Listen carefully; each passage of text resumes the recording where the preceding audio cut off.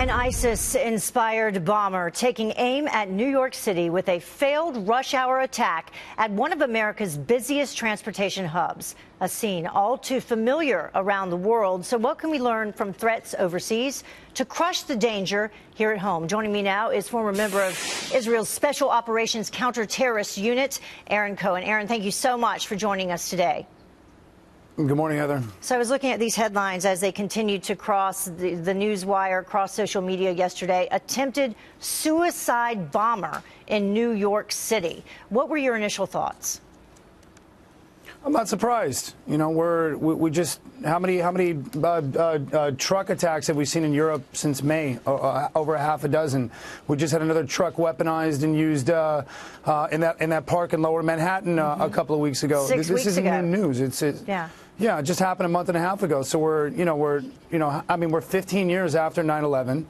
We still have the TSA checking breast milk and making people take off their shoes. It's just time to get real about our security. And soft targets are the new security threat. And soft targets, for those who don't understand what that means targets that don't have a lot or have very little security and are often attacked or targeted by terrorists or militant groups.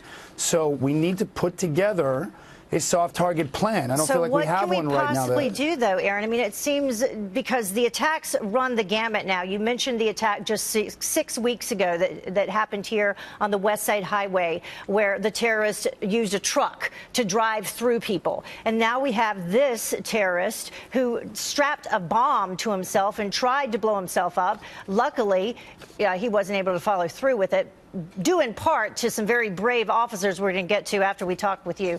But what can we possibly do? Well, it's a great question. The fact is that any idiot can go put together a pipe bomb that he can figure out how to do online, and he can walk into any crowded area like we saw here at this central bus station in and around, I guess it was 46, 47th Street. Yeah. So what we have to do is we have to look at all of the soft targets as a collective and begin to look at all of the security resources. And my recommendation, if I was advising President Trump, would be the only measure that will effectively be able to combat terrorism is predictive behavioral profiling. It is the only technique that is used for all of Israel's El Al flights and for our national airport in Israel. And there's a reason. Cameras, technology, none of it can predict behavior. What we need to do is start tapping into the private security sector, start getting ourselves out of this $12 an hour security guard, observe and report mindset, Seth Rogen, if you know what I'm saying, Paul Blart, Mall Cop, and let's get these guys trained. It only takes a couple of weeks. But here's the catch, Heather. They need to be armed.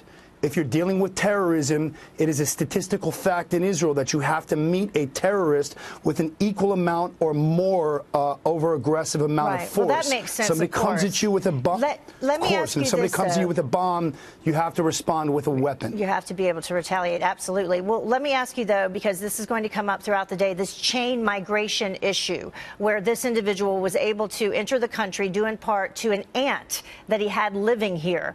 So in terms of chain migration, will tougher immigration laws, if chain migration had not been allowed, would this have happened? No, it wouldn't have happened. And chain immigration needs to be squashed. Group family immigration needs to be squashed.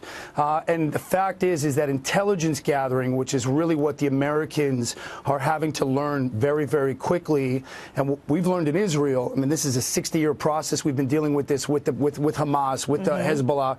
This is an art form that takes years to get together. And as the Americans are figuring this out, and as they're going through what I call security puberty, all of these immigration laws need to be completely restructured. Congress needs to lay off this president, and he needs to get tough with these countries that support terrorism, that harbor terrorism, that have anywhere close to a 15 to 20% to 25% belief that suicide bombing is acceptable, like your last guest was talking about. We need to basically put a choke point. Yeah. Well, it's incredible. You need to put a choke point on these countries. Yeah. All right. Well, Aaron, you need to put a choke point on these countries so they can't get in. Thank you so much, Aaron. We appreciate it. That's going to be talked about a lot throughout the day, and we'll have you back to talk more about it, too. Thank you so much.